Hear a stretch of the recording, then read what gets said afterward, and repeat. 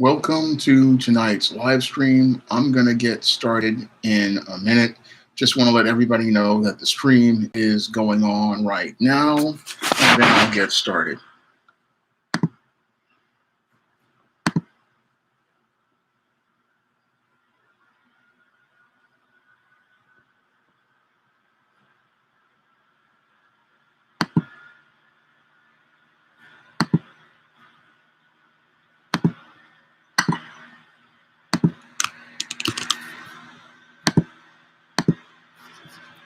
Great to see you here, Nightingale Wednesday Nightmare. Glad to see you at tonight's stream. This is a heavy topic, and I hope everybody.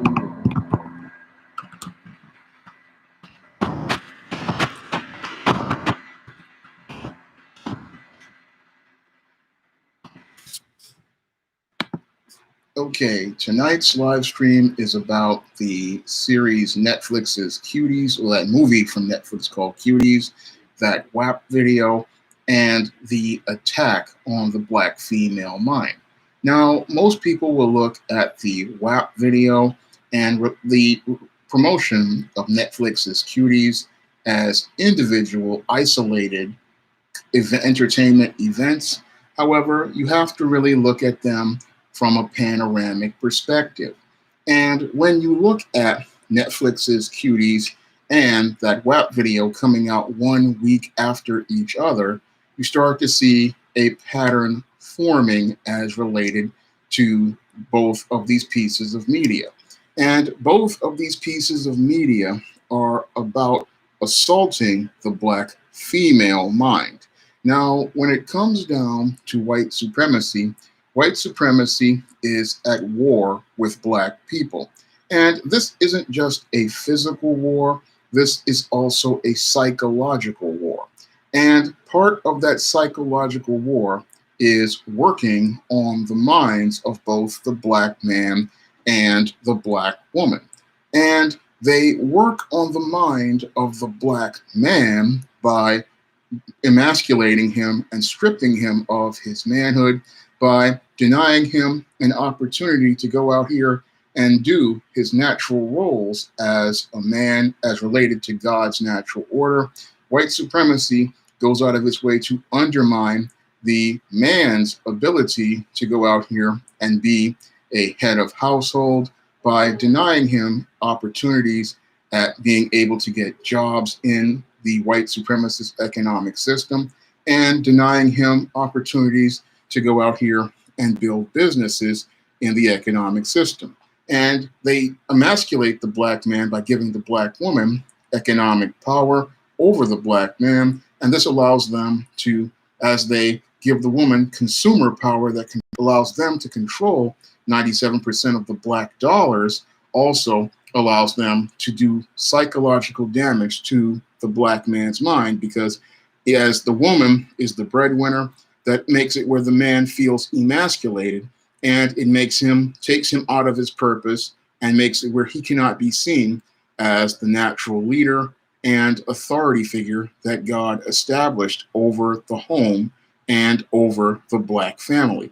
But while the white supremacist is working on the Black man, he is also working on the Black woman. And he works on the Black woman by playing psychological games as well.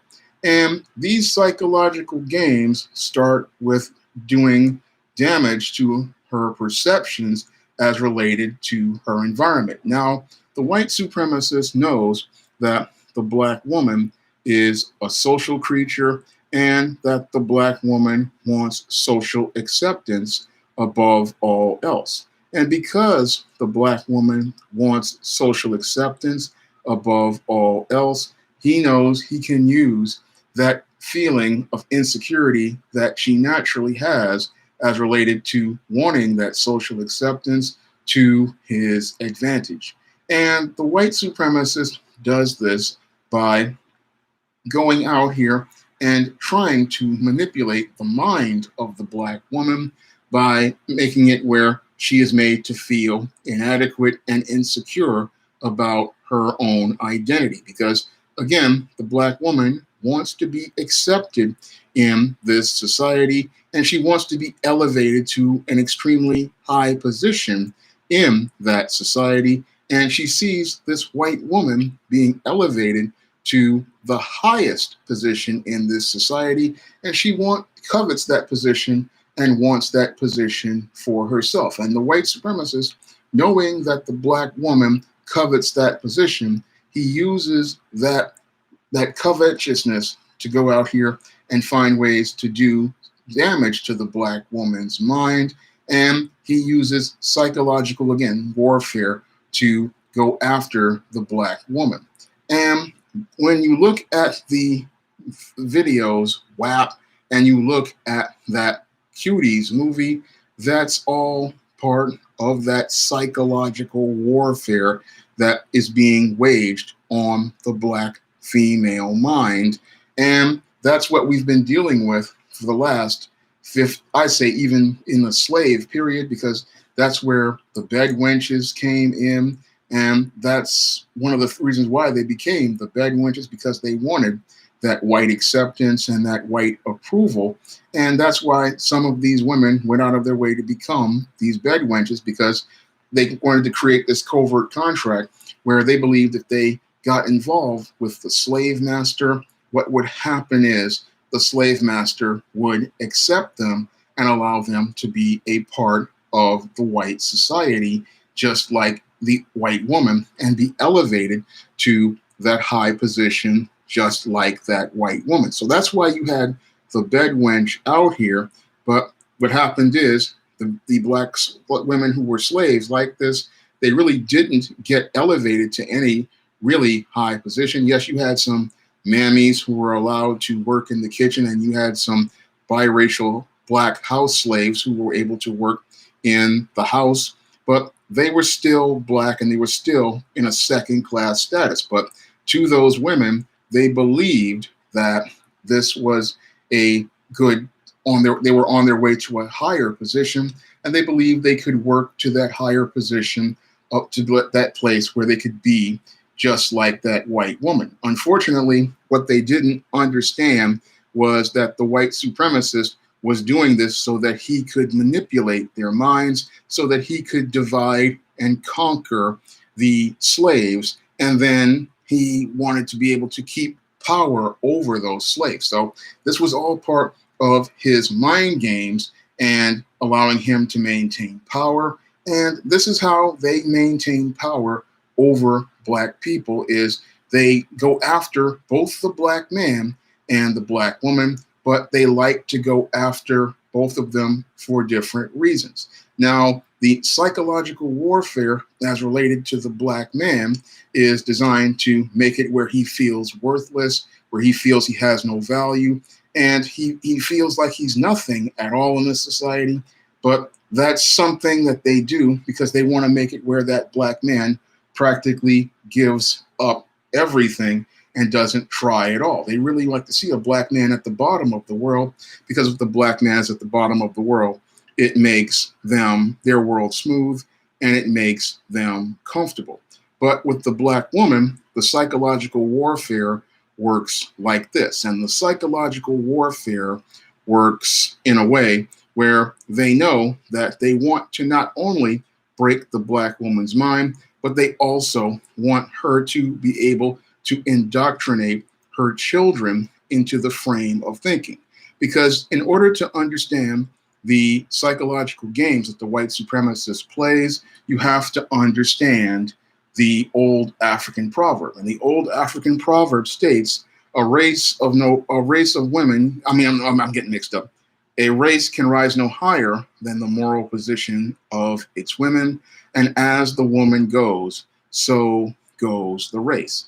So when it comes down to the white supremacist, he understands that old African proverb, and he knows that he has to target the black woman for his psychological warfare, because if he targets the black woman, that can change the direction of the race, and it can send the race in a state of decline. And that's what the white supremacist has been doing for the last 50 years, working on psychological warfare to ensure that the black race declines and that the black race is in a permanent underclass and at the bottom of society, so that white supremacists can feel secure about their smooth world. And they can always know that no matter how bad things get in America and the West, there will always be black people at the bottom. So the white supremacist understands the old African proverb, and that's why he works on the mind of the black female. And he uses her covetousness for that white woman and her position in society as a way to get to her mind messed up. So he knows that the black woman covets that high position that the white woman is elevated to. He knows that a lot of black women aspire to be just like that white woman. And that's why he goes out here and creates media to work on that divide between the black man and the black woman. And he uses that divide that he creates to drive a wedge between the black man and the black woman, one, and then two, make it where the black woman does psychological damage to her children by indoctrinating them into an extremely dysfunctional culture that ensures that the race will stay at the bottom of the world. And I go in depth on a lot of this in my book, Why 70% of Black Women Are Single. And that book can be found on Amazon in paperback and Kindle format. So you can get that book and it'll go in depth on a lot of what I'm talking about here.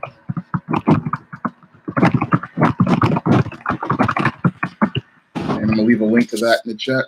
And that book talks about that divide as related to breaking the black family, because the psychological warfare, again, is meant to get into the black woman's head and have her thinking in an extremely dysfunctional fashion. So what they want, well, they knew that a lot of black women coveted that white woman's role and that white woman's position in society. And that's why the white supremacists allowed the feminist movement to rise in the United States, because the feminist movement before then was a fringe movement. It was a group of women who were the bottom of white society. These were the strippers. These were the prostitutes. These were the bottom of the world. And these women were considered the worst as related to society. But the governments and the big business decided that they wanted to get access to the black dollar and the black economy. So they allowed the feminist movement to come up because they wanted to get access to the black economy. Because in order to understand the rise of the feminist movement, you have to understand that there were two separate movements here in the United States. There was women's rights, and then there was feminism. Women's rights came out of World War II, when all of these women came into the workforce, and those women were dealing with men going out here harassing them for dates, men grabbing them, men sexually assaulting them, men calling them toots and sweetie and abroad instead of their name. And out of those, all of those women who were working in World War II at these factories and other businesses, these women then decided to form with the women's rights movement in order to get equal protections under the law. And that's the women's rights movement. And they fought to get their rights, and they eventually got their rights in the late 60s and the 70s. But a lot of people got it confused as related to women's rights and feminism. Now, the feminist movement, on the other hand, has always been a female white supremacist movement. And this female white supremacist movement has always hated black men ever since women like Susan B. Anthony and many others saw black men get the right to vote before them. So these racists, they always had a deep-seated hatred for black men. And again, these were the women who were on the fringe, and these were the women who, again, were the prostitutes, they were the strippers, they were the women who were of ill repute, and some of them were former victims of sexual violence and sexual abuse, and some of them were spinsters. And a lot of the issues that these women had, that's what made them into these radical feminists, and these feminists then attached themselves to the women's rights movement and then tried to push it into the feminist movement. But both movements were separate, and black women seeing these white feminists out here getting all of this attention wanted some of that attention for themselves. So they joined up with this feminist movement, not understanding that this feminist movement was put out here to get the black woman involved in it so they could undermine the civil rights movement in America and get access to the black economy. Because the civil rights movement, it was supposed to be about getting us equal rights and equal protection under the law.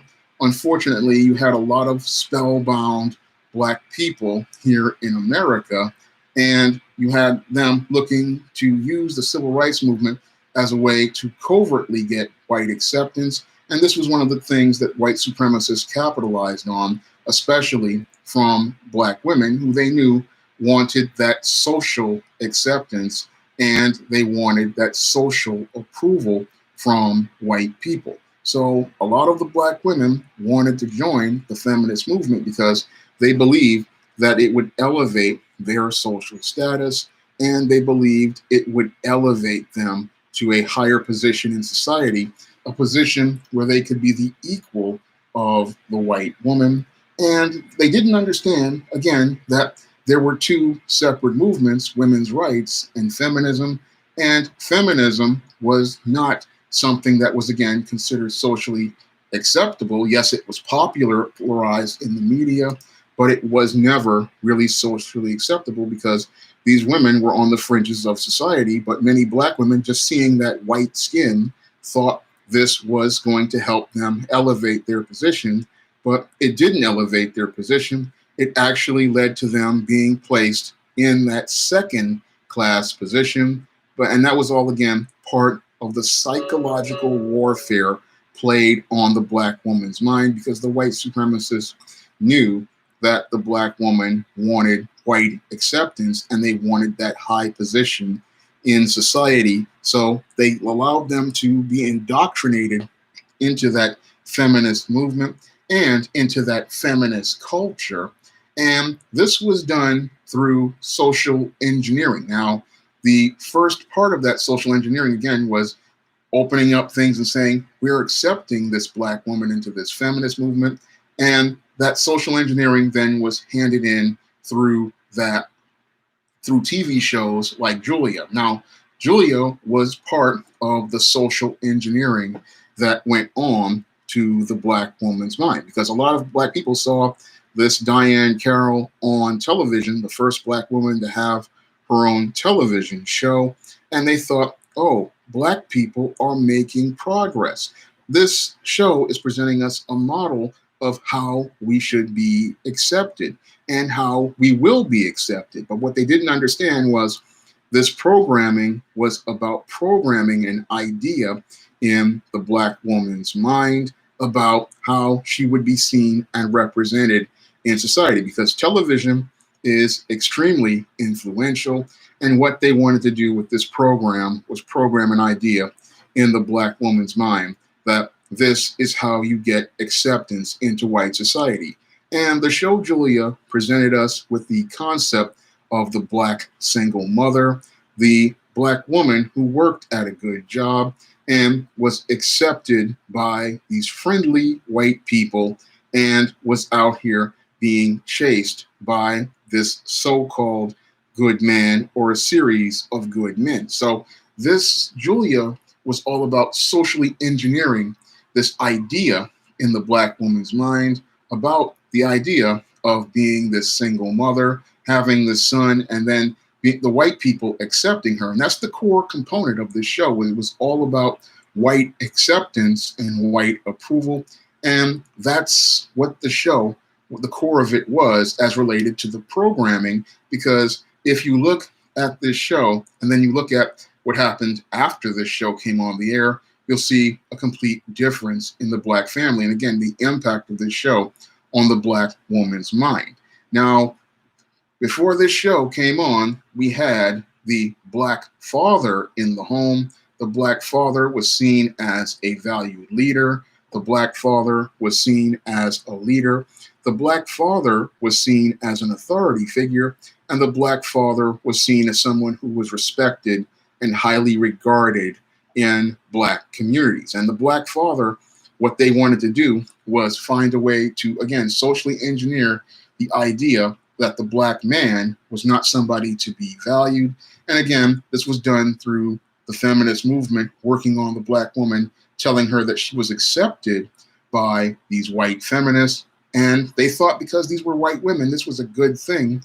But these white women, again, were the bottom of society. And they were teaching the black woman about how to be at the bottom of society and teaching them a culture that was the bottom of society. Because again, your feminists primarily came from single mother households. Your feminists primarily came from a poverty culture. Your feminists primarily came from places like prostitution, stripping, pornography. They came from the worst parts of society. Meanwhile, your average black woman before feminism came from it wasn't the greatest home of all, but it was a home with a mother and a father. You had respectable daughters. You had women working to become wives. And all that changed because black women wanted this white acceptance from white women, and they wanted to be elevated to this position in society. And they thought that because they were getting this acceptance of these white people, by embracing feminism, they would be in a better social position. And this is what it's all about as related to the psychological warfare.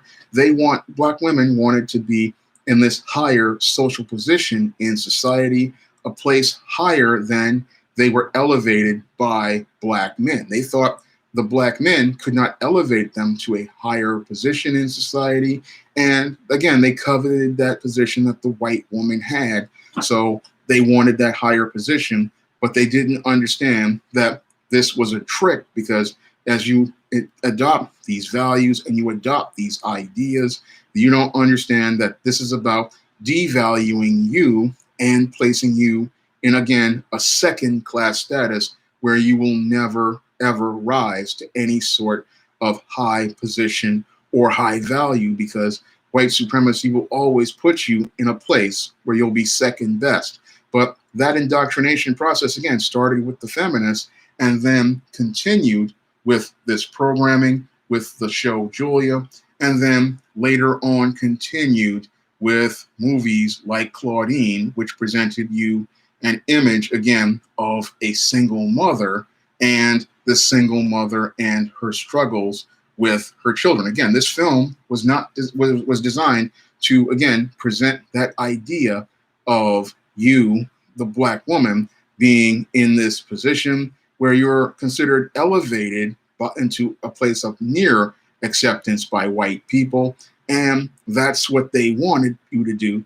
And they also do it with other shows. They also did it in other shows and other forms of media, again, showing you this image of the black woman, even though she was struggling, still getting attention from these kind and friendly white people and being validated by those white people.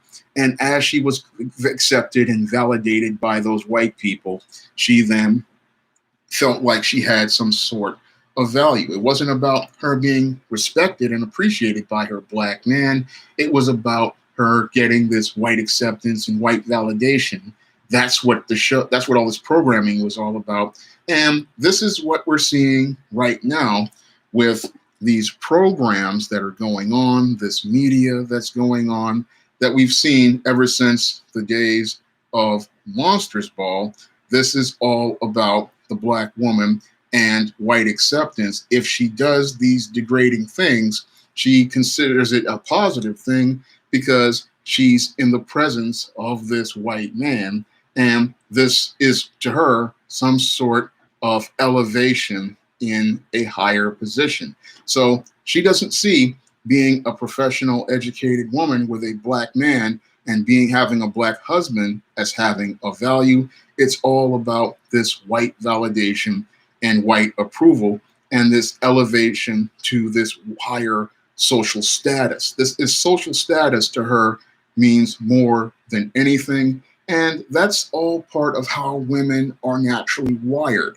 Women are naturally wired to be social creatures, and they want social acceptance because this is how they feel naturally valued, because they're emotional, and they want to feel that acceptance because they feel like this is something that won't make them feel like somebody special. So them getting this position from who is considered the highest position in people in society, this is why she will degrade herself and do things to debase herself, like we saw with Halle Berry in Monsters Ball. And this is why we see this culture of debauchery continuing to escalate in American society. The reason why we see this culture escalating here in society is because many of these black women see these white people paying attention to them, and they feel validated by that attention,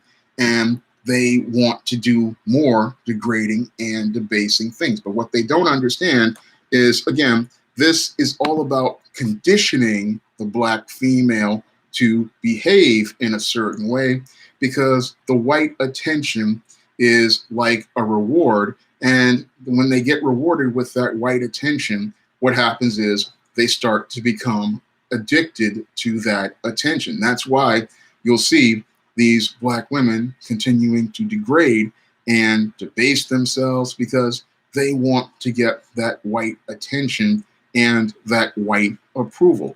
And that's why we continue to see these degrading and debasing images, because this, again, is all about psychological warfare on the black female mind. Now, a lot of these black women who even make these type of films, like if you look at the woman who directed Cuties, she's an African woman, but she's involved with a white man.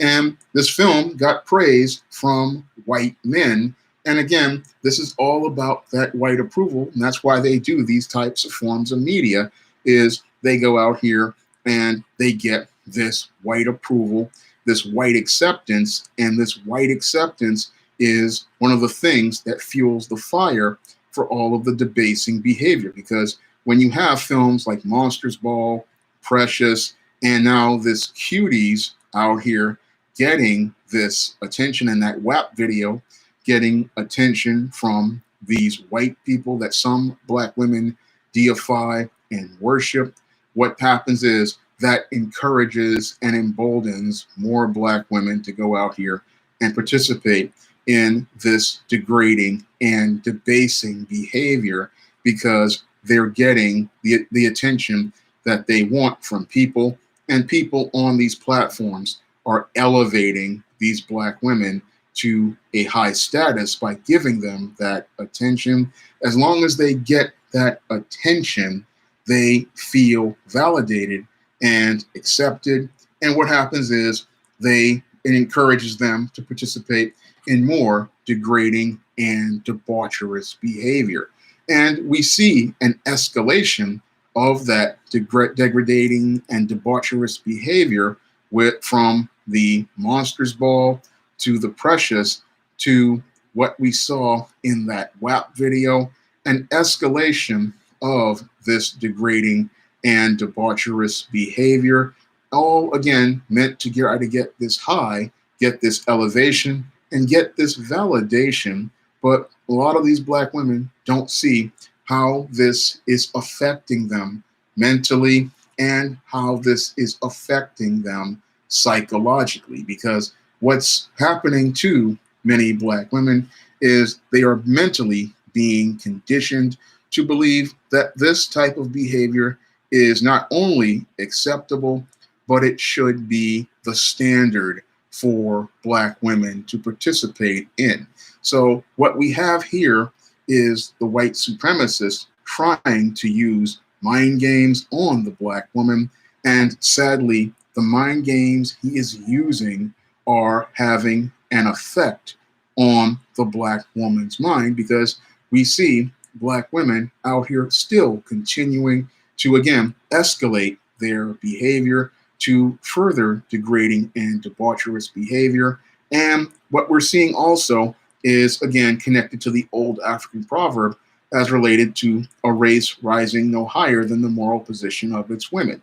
So by getting into the head of the black woman, what they're doing is ensuring that the race cannot rise to a high position, and they are changing the direction of the race from the days of the Jim Crow era where we aspired for excellence into taking us down into the sewer where the feminist once was and where the feminist actually still is, because the feminist is known to operate out of the sewer.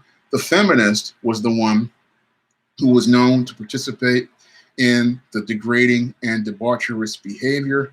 And the feminist was the one who wanted to go out here and talk about ideas like my body, my choice, I'm strong and independent. These were before the civil rights movement considered antisocial behaviors, because I've watched many TV shows and movies, and the women who participated in these kind of behaviors, they were frowned on. And I also saw it in romance comics, the whole idea of the independent woman who worked at the job and did not need a man. This was frowned upon in society before feminism, and these women were considered failures in society by the overall society. White, black, or Asian, didn't matter.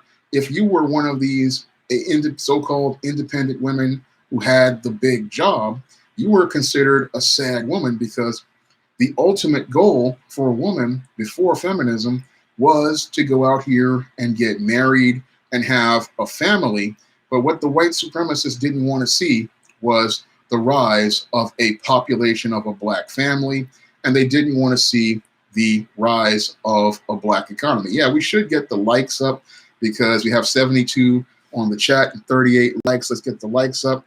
And if you want to, thank you, Yak Diesel, for the super chat. If you guys want to donate to the super chat, I'd really appreciate it. And if you want to donate to the Cash App, I would really appreciate it as well. That's how I stay on the air, and that's how I continue to do more streams like this one, which I believe is an essential one, because so many black women aren't aware of the psychological warfare being played on their mind. And great to see you here, Supremo. I mean, it's amazing to see you here. But the mind games that are played on the black woman, this is a major thing as related to the black family and how we raise our children, because the black woman is the first teacher. And if she's learning a culture of feminism, then she's going to teach her children not black culture. She's going to teach her children feminist culture. And feminist culture is very different from black culture. So I want you guys to understand that black culture was about a strong black family. It was about strong family values. It was about, yes, I have a struggle, but I'm going to be proud with whatever little I have and work with what I have. And we may be living in a ghetto, but we're still going to have our dignity and our self-respect. We're going to have these things, but the feminist culture is not about the selflessness of black culture, because black culture was all about love and coming together and working together to sacrifice to get something better. That's what black culture was all about. But feminist culture was all about selfishness, narcissism, and it was all about greed, because the feminist primarily came from a different kind of poverty. She came from a scavenger type poverty. And this scavenger type poverty was all about trying to do whatever you can for whatever you can get. And the feminist, because she was in a desperate situation, this is why she became a stripper. This is why she became a prostitute. This is why she would model for nude pictures. This is why she would go out here and sleep with multiple men, because she came from a scavenger type mindset that was lower than the poverty that black people had. Because a black man, he may not have had the best job in the world, but he would try to make things the best for things. And the black woman, while she worked, they both worked together. But the feminist, again, was a very selfish person. And that culture and mindset, that's what black women wanted to buy into, because they wanted, again, that white acceptance, not understanding that that mindset was one that was detrimental to her own existence. So she bought into that frame of thinking, oh, this is how I'm supposed to be, but this is not what, because she thought this would get her closer to white acceptance and white approval. But that was a person who, again, was considered reviled in society. And she was considered reviled in society because she had no interest in building a family. She had no interest in building a home with a man. And she was somebody who was argumentative and extremely combative. And some of these women had mental health issues as related to sexual violence they encountered, or they had mental health issues as related to sexual abuse they encountered. So a lot of these women had serious mental health issues. And that was pointed out when you look at the manifesto of Valerie Solanas, which is the Scum, or the Society for Cutting Up Men.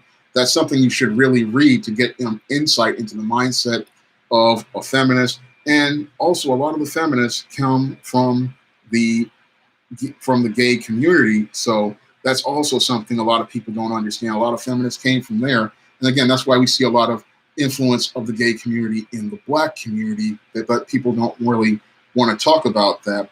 But again, it's all about messing with the Black woman's mind and making her believe things that are detrimental to her community and detrimental to her children, and teaching her a culture that is detrimental to her growth. So what they want to do, again, is indoctrinate you into a frame of thinking.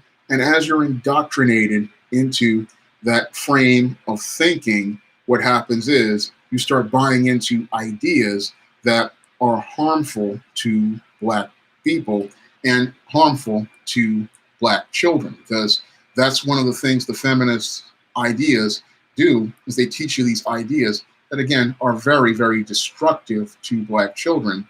And one of those things that we see in the movie Cuties is the whole idea of a child exploring their, what they call femininity, but what I clearly see as an exploration of sexuality, because that's what the movie Cuties really is all about pushing.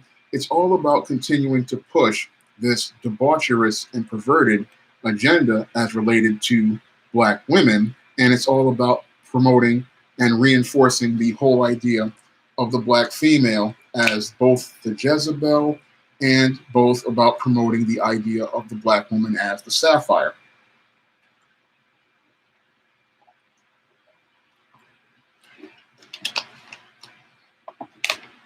Now, these are both two old stereotypes about Black women that white supremacy likes to push. And they like to push these ideas, again, because they want to elevate this white woman to a higher position. And they want to brainwash the idea into both the minds of both Black men and Black women that the white woman is the most attractive woman on the planet, that she has this pleasant attitude, that she's so, gentle and kind, that she's extremely friendly and loving. They want to make it where the white woman is elevated to this high position, and they do that by lowering the value of the Black woman. So you have to ask a critical question. Why don't we see many images of the Black female next door?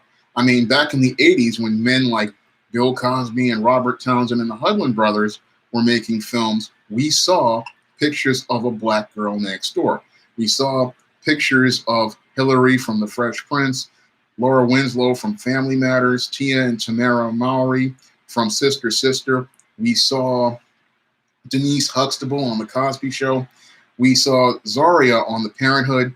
The Black girl next door, we have not seen her ever since the days of That's So Raven in about 2005. And the Black girl next door has practically disappeared. And the Black girl next door was a very important image because that was the image of a very friendly Black girl, the kind of girl you wanted to date, the kind of girl you wanted to marry, the kind of girl you could see as your best friend. And this was an essential image for little Black girls to see, because when you see a Black girl next door, you see somebody you want to be like, but we don't see that anymore. What we're seeing now are all of these images of these Black girls with bad attitudes. these black girls who were coming from extreme welfare and poverty. We're seeing all of these images of black female sexual promiscuity. And all of these images, again, are about psychological warfare on the black female mind. They don't want you to associate a black woman with being friendly, pleasant, kind, or these traits of being just a decent human being. What they want to do is associate the black woman with sexual promiscuity, a nasty attitude, and coming from the sleaziest of environments, basically a projection of the white feminist ideas about herself onto the black woman. That's why I say feminism has nothing to do with the black woman. This is about projecting the idea of the sapphire and the Jezebel onto the black woman and presenting these feminist ideas and projecting them onto the modern day black woman. And again, this is psychological warfare being played on the black female's mind, making her think that if she gets attention from these white people, this will be acceptable and that you will get elevated to a higher position by whites if you behave in this way. And that's all part of, again, the indoctrination process that many black people go through with this social engineering. They go through this thinking, oh, if I act like this, I'll get social acceptance. But what they want you to do is act in a socially unacceptable way in order to get that social acceptance. And that is why we're seeing this escalation of these hyper-sexualized images of black women in media. And we're seeing this escalation of this campaign to sexualize the image of black children. Because, again, this all goes back to white supremacy. And white supremacy wants to push these kind of images like you see in WAP. They want to push these images in Cuties. And this is something that they have been doing ever since the days of the antebellum South. They have been pushing that narrative because many of these white supremacists, they don't want to see the black woman as human. And if they can find a way to dehumanize black women, they believe they can have justification for participating in all of the deviant behaviors they want to participate in. Because if this black woman isn't a human being, they can go out here and do the deviant and debaucherous things that many of the slave masters did to both black men and black women. The things that they did, like the buck breaking and the sodomy they participated in with the black man, and then participate in the sexual violence and even the adultery they participated in with the black woman. And because in their minds, they are dealing with someone who isn't human, they can justify this by what they believe is their God, but not the Most High living God. Because these men are not living by a godly standard. They're living by their own standard that they made for themselves. They are just like what was Paul talked about in the Romans. And what we're seeing with this Netflix Cuties is an escalation of that, because many of these perverted people who would watch things like Monsters Ball and Scandal, they want to try to socially engineer not only the idea that black women are not human beings, what they want to do is further dehumanize black children and then use that as a gateway to go into participating in pedophilia and the complete perverted sexual deviancy that is associated with all of the just disgusting acts. And if they can go out here and socially engineer the idea that this type of behavior is acceptable, then what will happen is they can open the door to being able to go out here and participate in their disgusting and sick behavior. And that's what they want to do with this Cuties, is indoctrinate black women into believing that, oh, this movie is critically acclaimed by the Sundance Festival, and they want to talk about the accolades as related to the film. And because there are white people sitting there and elevating this film to a high position, they want to try to get black women to get behind this film because they know white validation is something that they want. White acceptance is something that they want. And white social approval and being part of the white social society is something that they covet. So they come to the black people and they go out here and say, oh, this Cuties movie is about this girl who wants to join this twerk club. And this is something everybody should want, because what they want to sell is, again, that white validation and white approval and social acceptance. And even though this girl is acting inappropriately for an 11-year-old, it's all about that social acceptance. And that's where responsible black men and women have to stand up and draw the line, because we understand the social engineering that's going on. We understand the psychological warfare that's being played. And we understand that this is all about trying to go out here and try to manipulate black women into buying into something that is so reprehensible and socially just disgusting, and making it where they think that this is something they should do and something they should allow their children to do, because this will allow them a higher elevation in the social circles. And this just shows, again, just the depravity of the people at Netflix. And it really is troubling, because most black women, again, don't understand the mind games that are being played here. So what they do is make this movie about a black little girl, and they also go out here and get a black woman who's directing the film.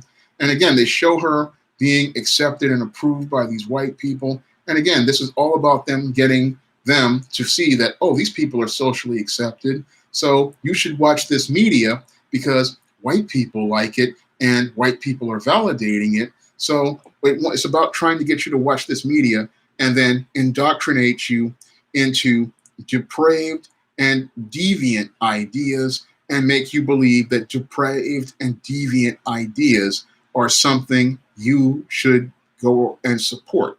And that's what is happening here with this Cuties, and that's what they want to do. The pedophiles want to go out here and make it where you believe, okay, this little black girl, it's okay to sexualize her. It's just her having fun. It's like, no, this is not behavior that is appropriate for an 11-year-old to be participating in. An 11-year-old girl should not be talking about joining a twerk team. An 11-year-old girl should not be out here even thinking about twerking and posting videos to social media to get views and likes.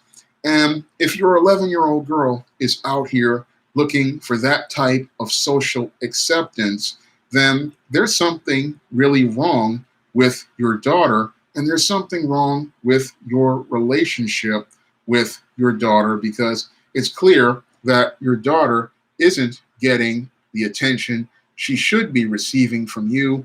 She shouldn't be getting the love she should be getting from you, and she's not feeling loved by you, because that's one of the things I really saw in the film that was quite troubling. And I also saw in one of the images of the trailer, you have a little black girl in one of the scenes trying to iron her hair to be straight like the white girls. Again, further cementing my points about how black girls covet white acceptance. And to see that image in the film, really, it was troubling, because it shows how this is all about, again, that white acceptance and the elevation and being elevated to that position. Now, the other troubling thing I saw in this film, in addition to many of the things, was just the whole idea of there not being a father in this story. So I'm watching this trailer and I'm like, where's the father? Because when I saw the video of Greg Horn from 2013, and he saw his daughters twerking in church, and and he saw this, he immediately took action and disciplined his daughters. Now, they called his discipline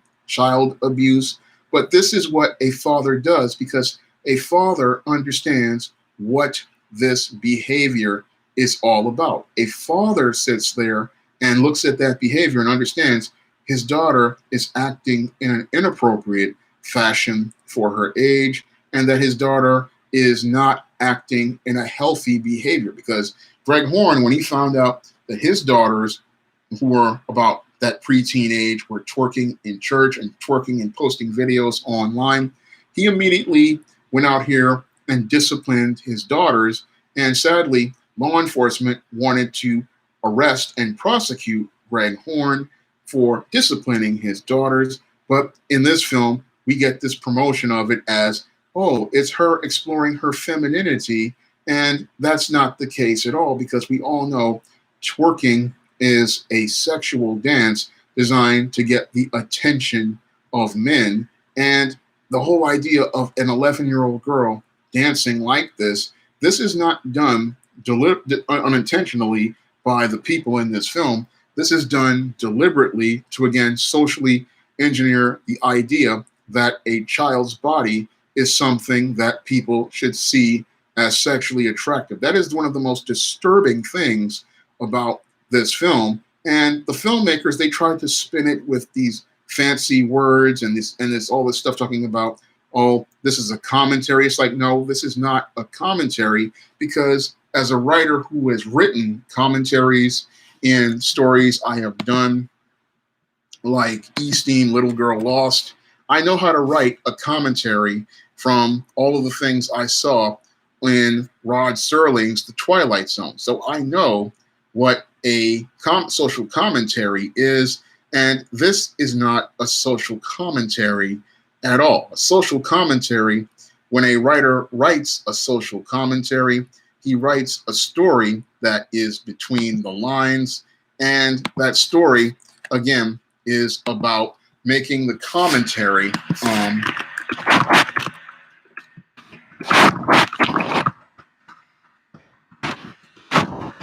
so you can check out Easteen, Little Girl Lost on Smashwords. But when a writer writes their commentary, they don't come out blatantly and express it. They come out and do it between the lines. Because if you watch any Twilight Zone, like the one about the house on Beale Street, I think it's called, about the guy who had a bunker and all of these neighbors who were friends, they all saw the truth about each other. Serling was brilliant at making social commentary, just like Alfred Hitchcock was brilliant at making social commentary, and just like Billy Wilder was brilliant at making social commentary, like he did in Sunset Boulevard, where he made a brilliant social commentary about the sad, pathetic lives of people in Hollywood and how they use people. So when I looked at this trailer, and she's sitting there telling us, oh, this is social commentary, I'm like, no, this is not social commentary. This is about trying to program ideas in people's minds. This is about socially engineering the Black woman to buy into ideas and making her believe that this type of behavior will give her more white validation, white approval, and further elevation to a higher position. So this is about manipulating the Black woman's mind. It is psychological warfare on the Black woman. And this is something that when I look at this film, and I looked at it and I said, if this is about a commentary, again, it would have a TVG and it would not have a TVMA, and it would not have an NC-17 rating, because NC-17 ratings are something I've known since the 90s with Showgirls, that were basically X-rated films. And the NC-17 rating is all about promoting all sorts of sexualized images that are extremely inappropriate and go beyond what is even in an R-rated film. Now, your R-rated film will have its fair share of female frontal nudity, sexual situations, and hard language, but an NC-17 film is basically this close to porn. And this one, if it had this type of images like they had in the first poster, and from some of the trailer that I saw, this is basically pornography, and they were trying to get people to buy into the whole idea of watching a child porn film or softcore child porn film from what I saw in that trailer. And again, when you present sexualized images of children, this is about pushing an agenda. And this is all about, again, getting the black woman to go along with that agenda and getting the black woman to validate that agenda and getting her to believe that if she goes along with this agenda, she will be able to, again, further elevate herself in white society. And this elevation will come in the most disturbing way, because this is her practically sacrificing her children to the devil and having them buy into satanic ideologies, because the whole idea of a child being out here like this, talking about twerking and doing these type of dances like we saw, and wearing these inappropriate clothes like we saw in Cuties, this is about, again, programming ideas into black female minds and the minds of little black girls to believe, oh, if you do this, you'll be accepted. And the whole thing was about about getting that acceptance from these other girls. And again, you have a black Muslim girl from Senegal, and she's coming to France to get this acceptance from white people. And again, you can see the theme of white validation going on here, and her looking for that approval from these white people and these other people in the movie. I mean, you see these 11-year-old girls talking to 14-year-old boys. And again, these boys were lighter skinned. And again, it all about them seeking that attention and approval. And again, we did not see any father in this movie to teach his daughter. And that should trouble us all. Sitting there's no father, no image of a father, no image of a man or a male figure to help present the idea of this girl getting guidance from a father, a guidance from a male figure, a guidance from a man who will sit there and teach her the value of being a woman from a man's perspective, a model of manhood for that woman to see a role model for the man she should try to get involved with eventually. But an 11-year-old girl shouldn't even be thinking about boys, because usually when an 11-year-old girl has a father in her life, she ain't thinking about no boys. She's thinking about getting good grades in school, going out here and buying LOL surprise dolls, or playing games like Candy Crush. I mean, these are the things that healthy girls think about. I mean, they're watching, cartoons and stuff. They're not thinking about having a boyfriend. The girls who think about having a boyfriend usually come from dysfunctional environments, and they come from places where they never really get the attention and support from their fathers, and they don't get the guidance from their fathers. So if there's no father there to let that girl know she's loved, she goes out here and starts seeking the attention of other boys out here, or she starts seeking the attention of other men in the community. So an 11-year-old girl, when she's out here, I mean, her interests, again, are Barbie dolls, LOL surprise dolls, reading YA books like the ISIS series, reading all sorts of books out here, because that's what they do. They buy YA books, they buy manga. They're not interested in twerking. They're not interested in these type of things, because those are not things that they even have a care in the world about. I mean, there's no 11-year-old girl out here who's thinking about being sexual or even thinking about these kind of things, because she knows that her needs are being met by her father, and that father is giving her what she needs so that she doesn't have to go out here and look for that elsewhere. So when I looked at this movie again, I can see what they're trying to do to little black girls in our communities. They want them to go out here and again get indoctrinated to these ideas.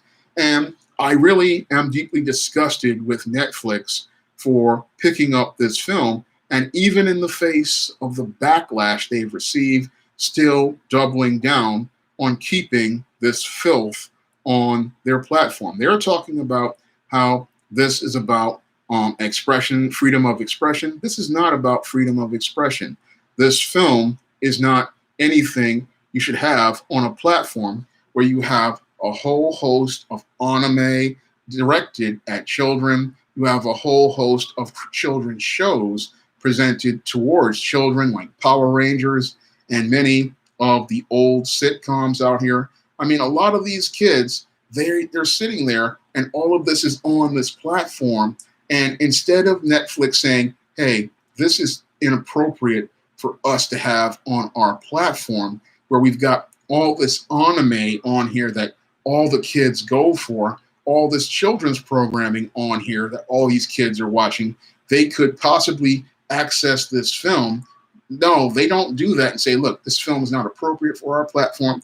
No, they double down and continue to push this film on their platform, not understanding how much they have really, turned people off by showing how irresponsible they are. They're all about pushing their agenda, and this agenda is one that is, again, designed to do damage to young black girls and the minds of young black girls, just like that WAP video was designed to try to do damage to the minds of young black teenagers. This is a war, again, on the young black female mind and trying to associate black females with being sexually promiscuous and have them believing that the role of the Jezebel and the Sapphire are the place for them, and make them believe that this is the accepted behavior that they should participate in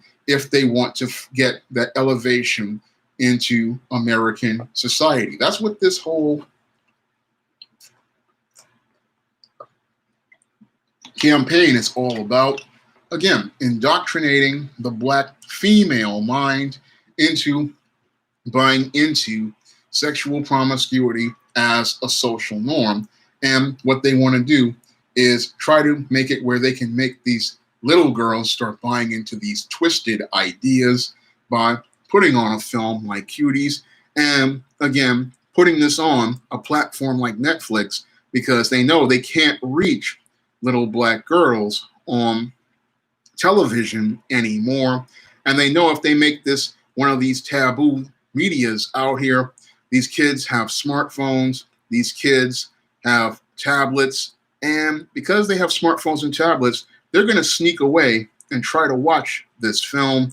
And that's why people have to push hard to ensure that this film does not come to Netflix's platform, either by signing a petition or doing what I did by just canceling my subscription. Because the greatest message I believe people can send to a Netflix regarding Cuties is to go out here and cancel their subscriptions in mass and put it in the description box that you're canceling it because of Cuties, because this type of media is just completely inappropriate for any platform to broadcast. And I'm all about the First Amendment and freedom of expression. But again, when you have a film like this and it's on the same platform as anime that is directed towards children's shows, it's just not appropriate for that platform. And again, I think that this film is just a sick, twisted film. No matter what they say about social commentary, this film just is absolutely disgusting, and it just does not belong on the Netflix platform. And if the Netflix platform won't take it off their platform, I believe American people need to take the Netflix platform off of their computers, cell phones, and tablets and televisions, and send a message to them that if they want to push these sick and twisted ideologies, they need to go out here and pull their money, because this type of stuff, it has no place, as I see it, on any platform. It's just absolutely disgusting. I mean, to present children this way, children, they should not be, 11-year-old girls should not be presented. Thank you, T-Mac. Really glad that you're enjoying the stream. But I really wanted to get this message out here because I see so many Black people out here, and they need to understand about this brainwashing. They need to understand about these mind games, because this mind game has been played on the Black woman since, I say, the 1995, 96 with Little Kim. And again, it's all about indoctrinating you into these ideas about Black female sexuality. They want to go out here and start with they always try to target the generations with somebody who appeals to the teenagers and the adolescents and then the young adults. And that's what they did, with Little Kim and Halle Berry. And that's what they're doing, right? That's what they're doing with Cardi B, going after the teenagers once more.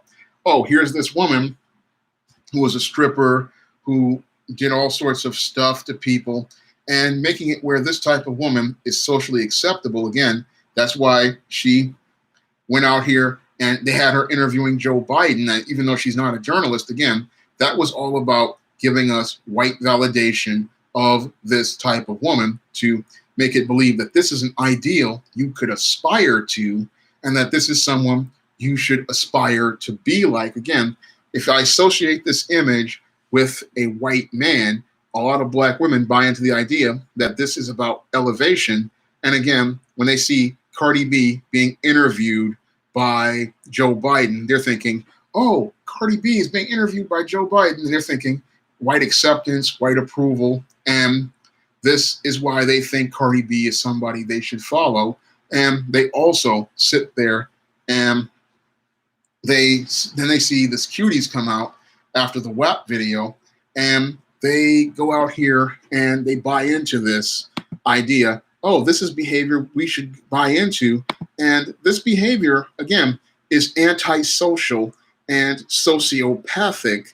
And that was because I just watched a live stream with Mad Voodoo Man, the Iceman. He broke down brilliantly about the sociopath behavior. And again, this is about teaching you sociopathic, antisocial behavior, and believing that antisocial, sociopathic behavior is perfectly acceptable for a Black woman to participate in. And so sociopathic behavior is not something anyone wants to participate in. I mean, these are people who are practically deranged and twisted, and they use people like tools. And that's the type of mindset that these white supremacists have about Black women.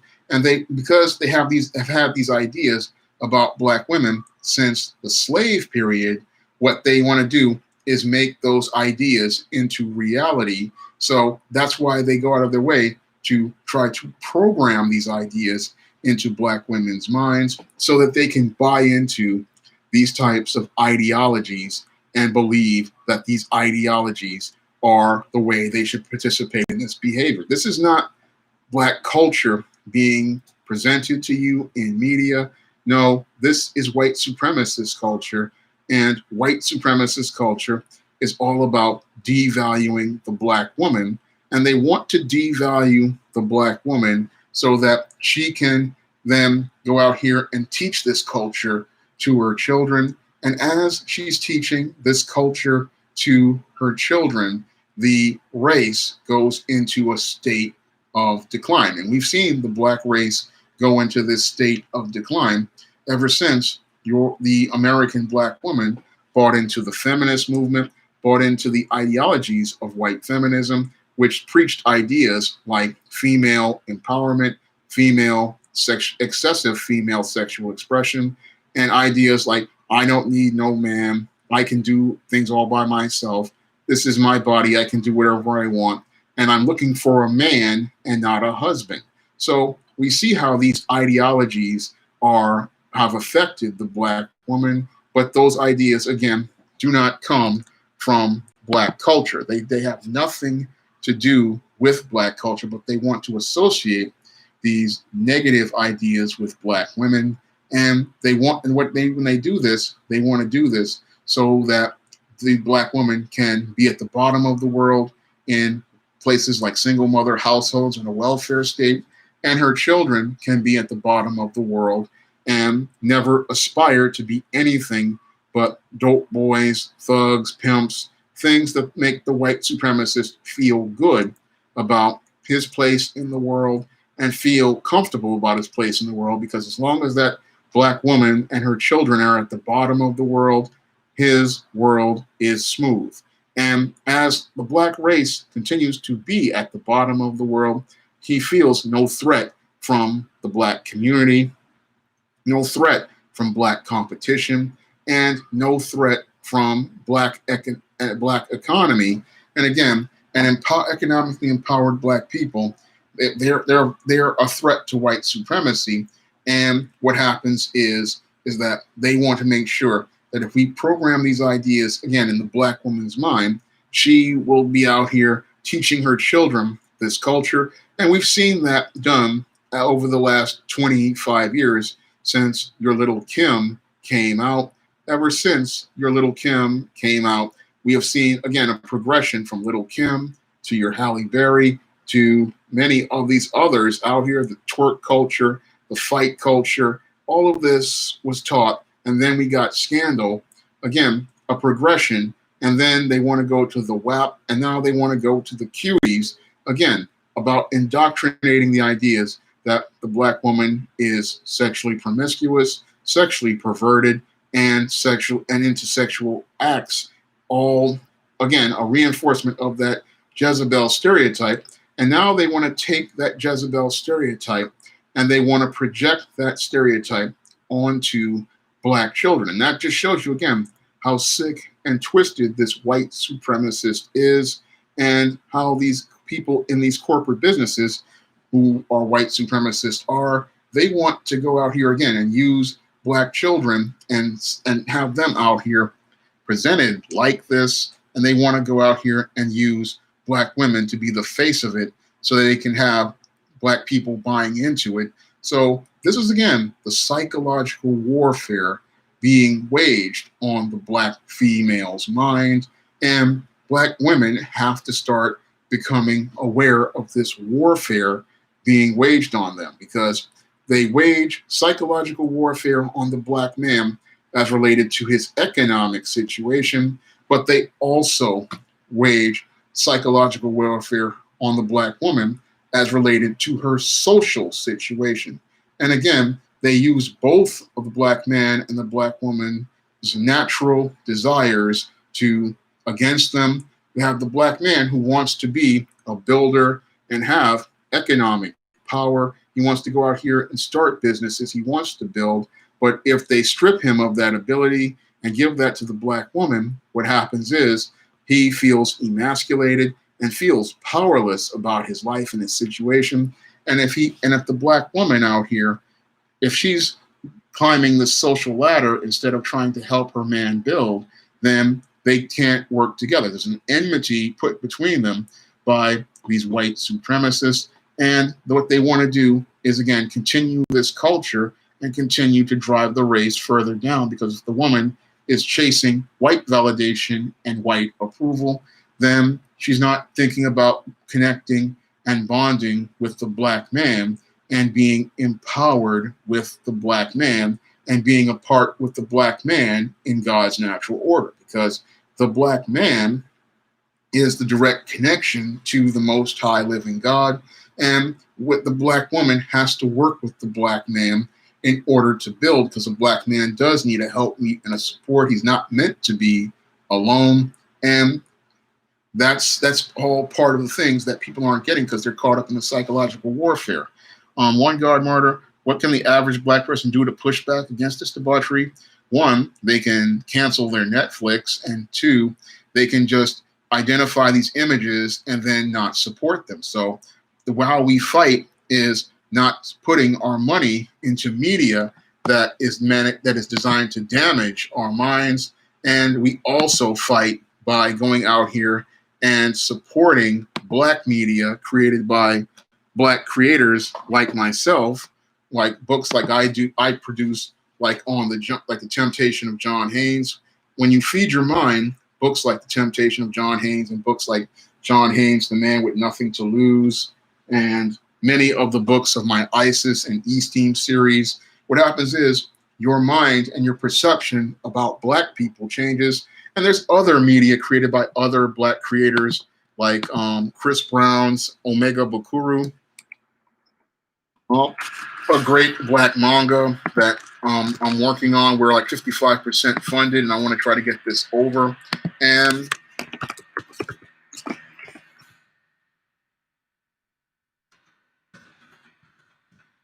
so I'm asking everybody to put in a pledge for Omega Bukuru, Chris Brown's manga, because when you feed your mind positive Black images, positive Black stories, watch stuff like The Cosby Show. I mean, that type of stuff has an effect on your mind. I mean, feed your mind healthy images of Black women, healthy images of Black people, like I put in my novel Data, and these type of books, they open up your mind. I'll left the link to the Thetas in the chat. It's a book every Black girl I would like to see read.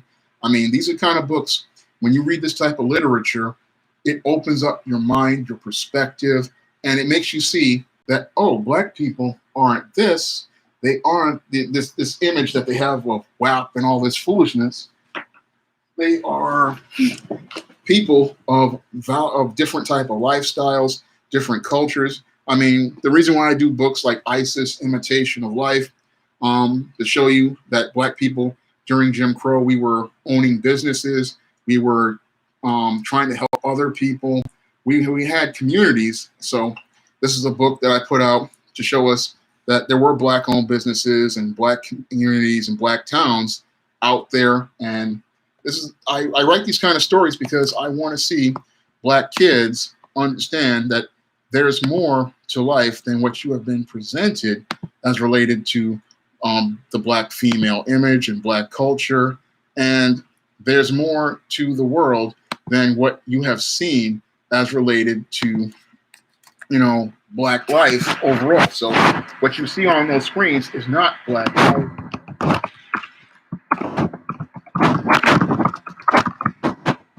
And there's more types of different stories out there. And yeah, I had to shout out the Iceman because he is a brilliant man, and I watch a lot of his stuff. If I had enough money, if I had money that was doing well, I would be donating to him right now, and I want to donate to him because his content is incredibly solid, and his stuff really teaches. So, Sasha, well, there aren't many Black men talking about what I'm talking about because I guess they get more views attacking the bad behaviors of Black women, and some people don't want to talk about it because they don't want to look at the root cause of it. So they don't want to talk about it because when they don't understand the roots of it.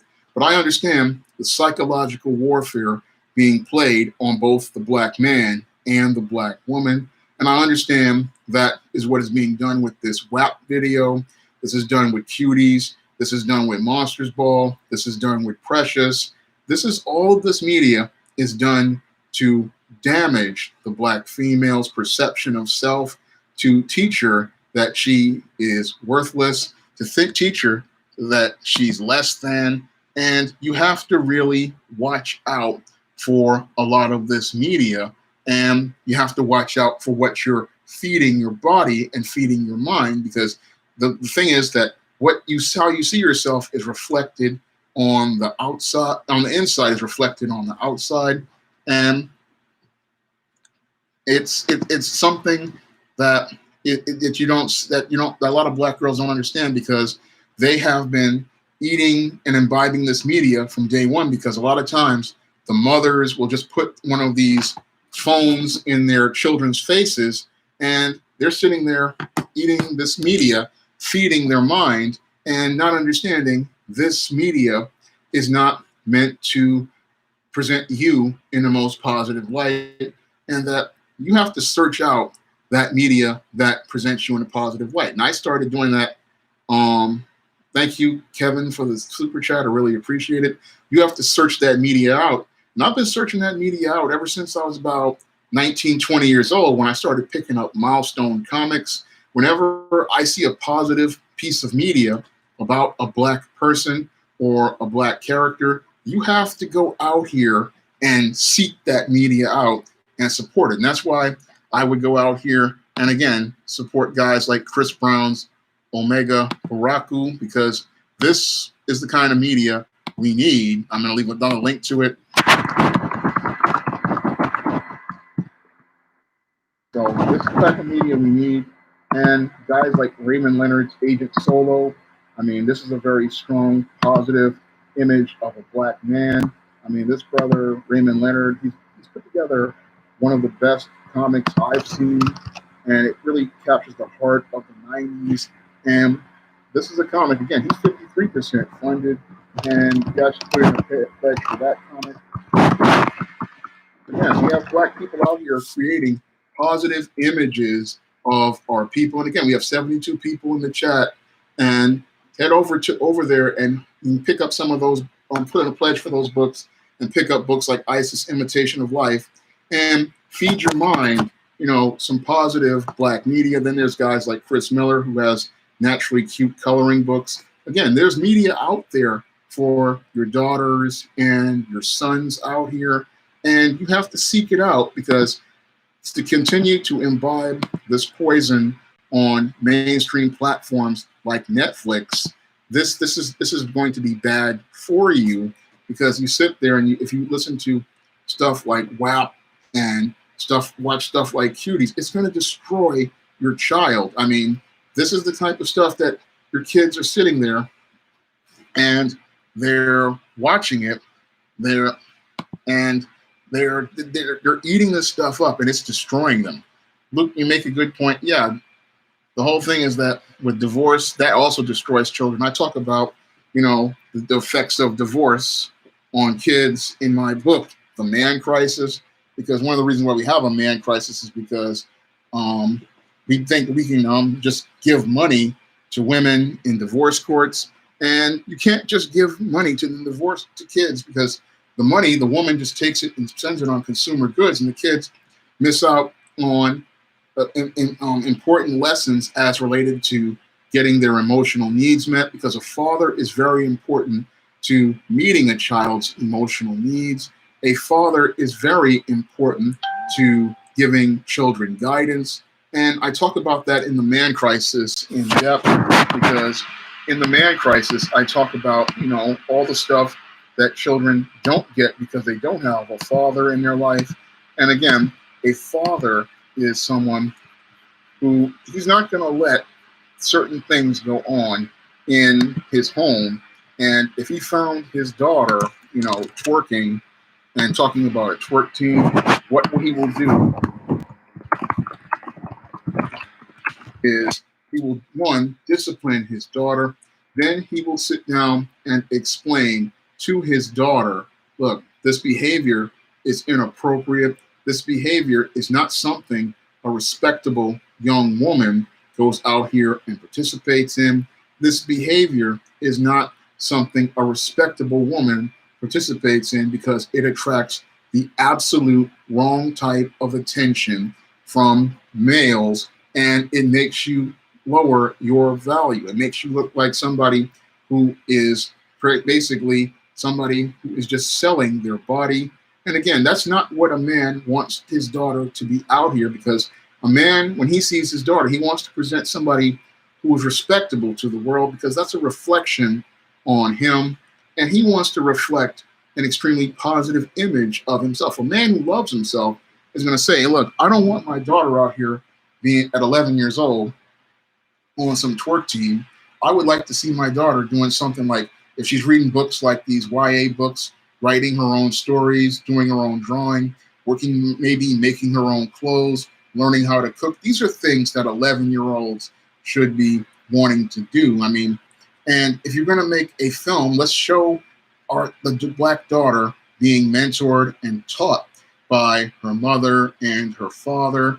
Let's show a Black daughter being presented as somebody that is like the girl next door, a valued member of the community, and somebody who is getting ready to grow into womanhood.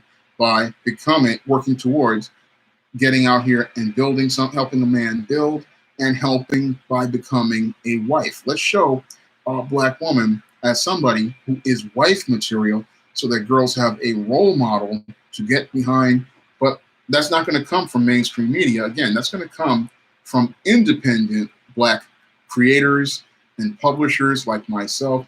We're the ones who are going to go out here and create, content like ISIS Imitation of Life, or books like The Temptation of John Haynes, or books again like John Haynes, The Man with Nothing to Lose. You're not going to get that from mainstream media, because mainstream media does not want you to see a Black person as human. What they want you to see is a Black person as only being their crotch. And what's even more disturbing is they're starting to want you to see a Black child as just their private parts. And that's really sick when I think about it, because again, this media, it just shows the deviancy of those in charge.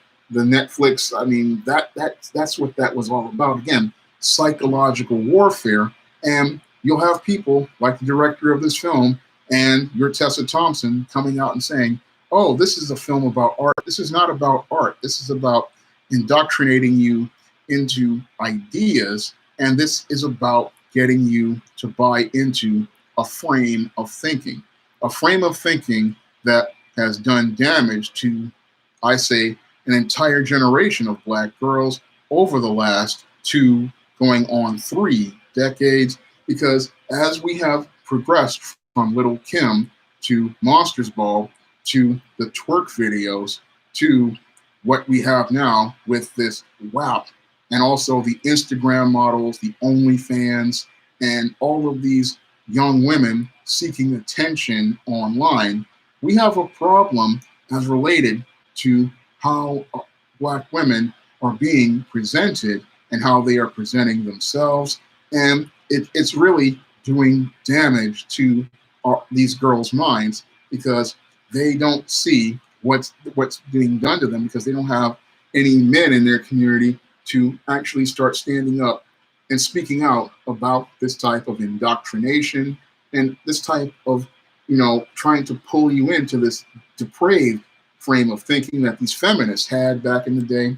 Those feminists practically lived in misery back in the late 1800s all the way up until the 1950s and 1960s, and they still are miserable today. And the women who buy into feminism, they live in misery, but they want the Black woman to believe this is how you get elevated. But no, this is not how you get elevated. This is how you wind up at the bottom of society, and you wind up at feeling worthless about yourself, because your feminist talks about being empowered, but for all their so-called empowerment as related to this alleged sexual expression, these women are some of the saddest and most miserable when you take a critical examination of their lives. They love to talk about how they have these jobs and how they have all of these boyfriends, but these women are, at the end of the day, are oftentimes alone, and they sit there alone, miserable, all by themselves, and they're talking about how empowering it is to participate in this behavior. But what happens is, when they get older, people walk away from them, and they're left all alone. So they're sitting there talking about empowerment, but I don't see where they have all of this power outside of the ability to get a little bit of attention on places like Instagram or places like OnlyFans. And these simps pay them attention for maybe a couple of minutes, or they buy a couple of their pictures. But most people look at these women and they look at how sad they are and how they will fall into depression. A lot of them are now on antidepressants, and how they're not happy. I mean, so this is the stuff that Black women are being indoctrinated in, and we have to really start looking at this psychological warfare played on the minds of Black women, and say to ourselves, you know what, this is something we need to push back on, because this is doing damage to Black girls out here, and this media escalation is just really, it's just getting sick and depraved, because again, this is all about dehumanizing the Black woman, getting her to buy into her own dehumanization, and they want her to buy into this and make her believe it's okay for you to devalue yourself in order to get white acceptance and sacrifice your intangibles of womanhood, things like your dignity, like your self-respect and your self-worth, making you believe that a white person's approval of you has a higher value than your intangibles as related to yourself, and telling you, okay, you are only valuable if a white person says you are valuable. And that's not something any little Black girl should buy into.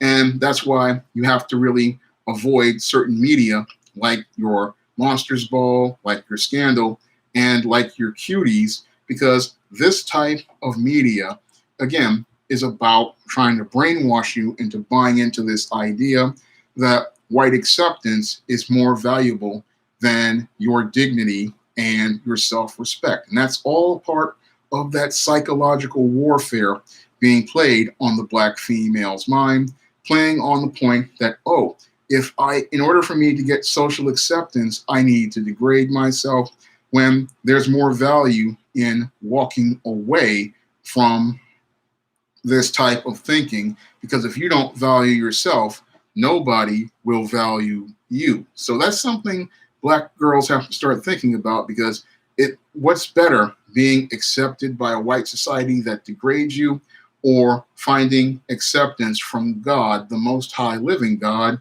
who loves you more than anything, that he would send his son to sacrifice his life to pay for your sin debt in full. I mean, God loves you, and he wants you to share his love, not the love of these white people who want you to buy into this idea that, oh, you need to degrade yourself, because, again, your body is the temple of the Holy Spirit, and he doesn't want you to degrade your body like these women do in these twerk videos on OnlyFans, on Instagram. I mean, degrading yourself, sacrificing your self-respect. And that's what I see being done overall. Again, there's a whole culture of psychological warfare being done on Black women.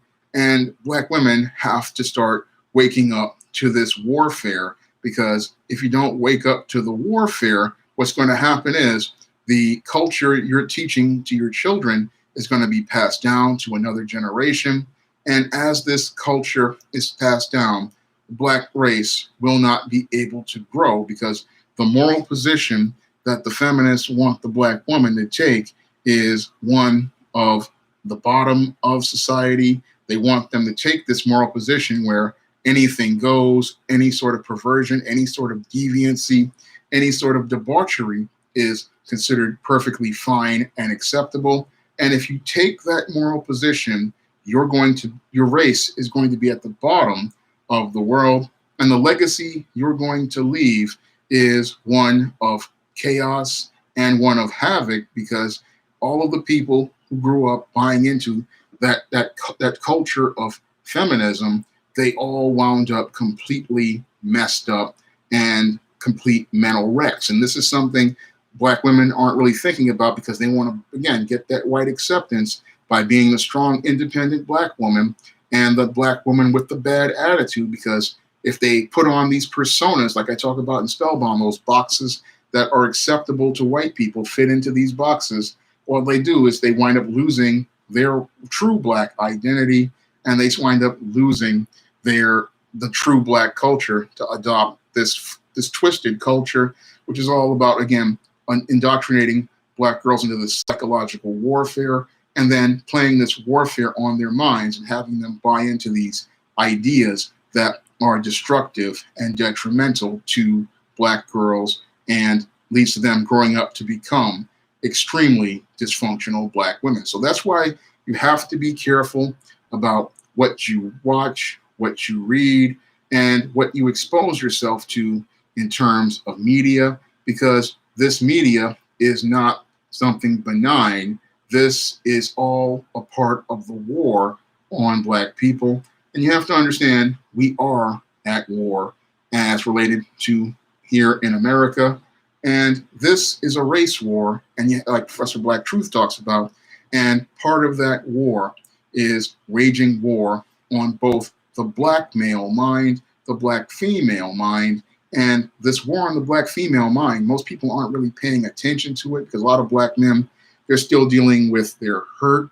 But when you start taking a critical examination, you have to understand this warfare is being waged on the black woman's mind. And again, if they get the black woman to think a certain way, then they can go out here and send her out to do harm. Something like I put on the cover of Isis Bride of Dracula. I was making a commentary with that image. I mean, this is an image that people, when you look at it, you don't really think about it, but I was making a commentary on how Dracula, you know, the vampire, gets into Isis's mind and has her attacking John Haynes. So I was making a commentary, and this is how you make a commentary between the lines. Now, that's how I was talking about commentary, because it's all about sending you out to go do the dirty work and be their enforcers, and then have you do harm to the black man. So that was what I put on the image of Bride of Dracula. You can't really see it, but that's how you make commentary between the lines. And that's what I did here with this Bride of Dracula cover. And you can pick up, you know, Bride of Dracula on Amazon right now, and it's on Kindle Unlimited, so you can read it for free. But that's how you make commentary. You don't do it in people's faces like this movie alleges to do. You do it with, you know, you do it between the lines so that people can't see it. So they can't see it on the surface.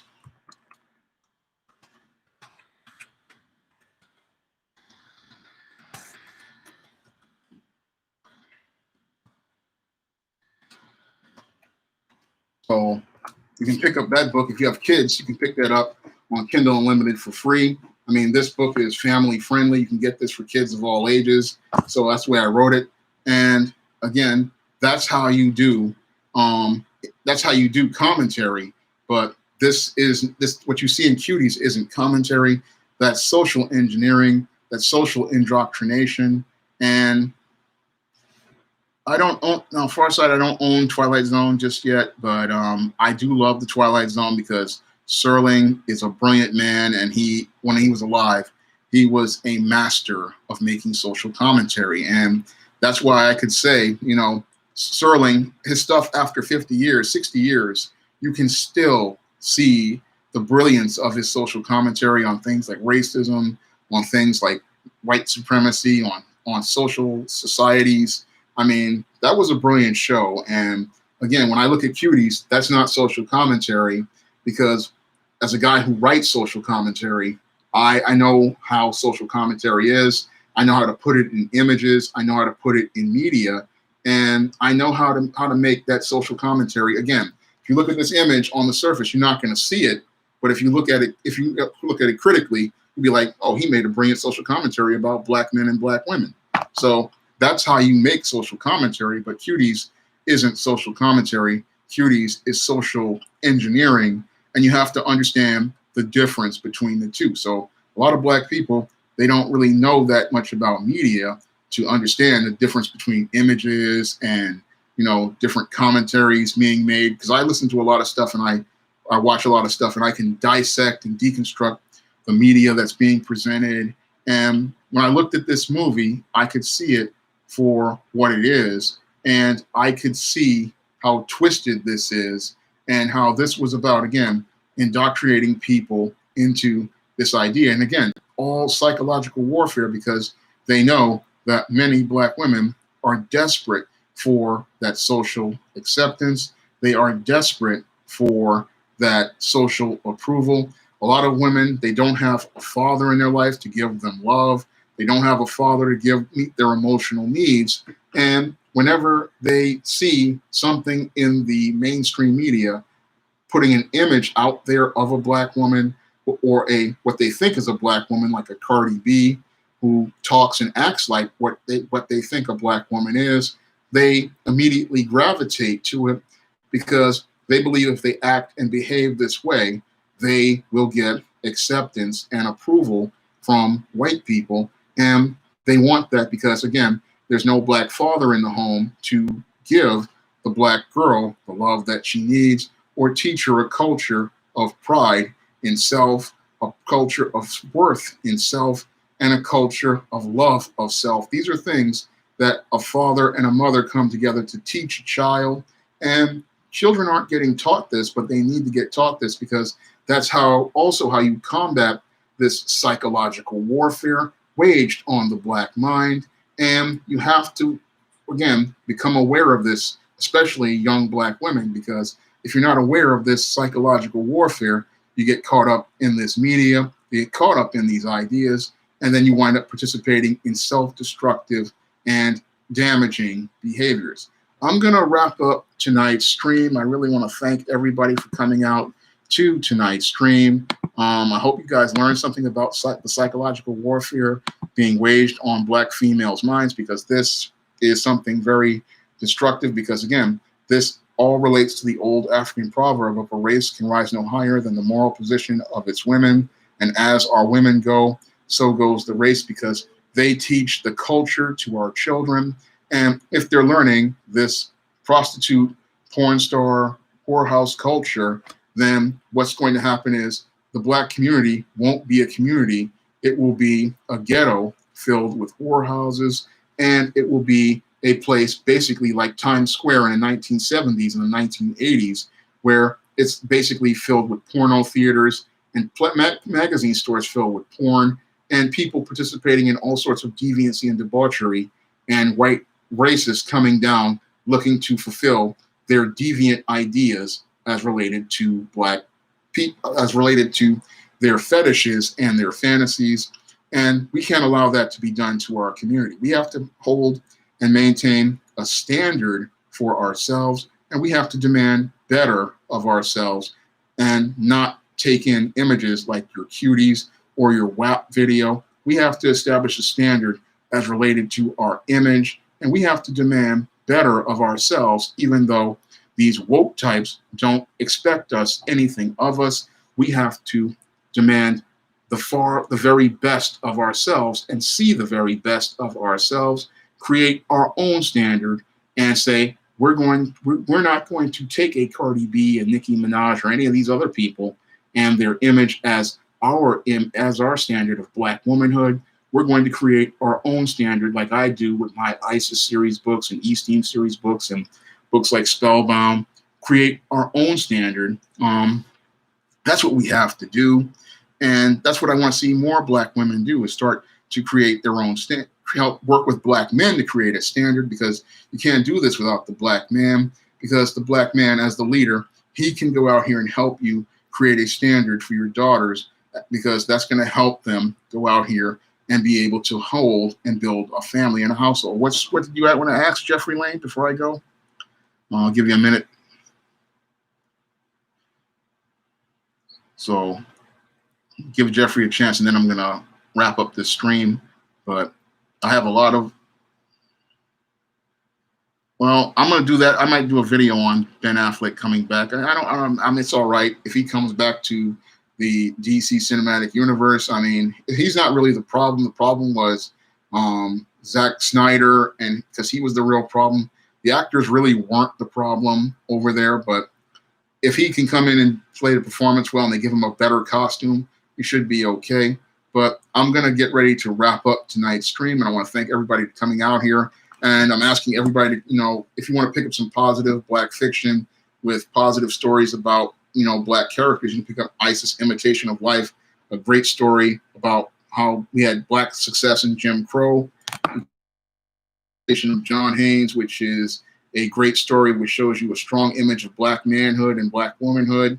And you can pick up books in the ISIS series like Samurai Goddess, Night of the Vampires, and Bride of Dracula. All these are great books for your kids, teens, and tweens. You can also pick up books in the John Haynes series like John Haynes, The Man with Nothing to Lose, and ISIS, The Main Event. All of these books are available on Kindle and paperback on Amazon.com, and some of them are available on Smashwords, the iBookstore, and Google Play. Again, I want to thank everyone. I'll leave a link to the books in the chat. I want to thank everybody for coming out to tonight's stream. I hope you'll be there for next week's stream. Good night, everybody.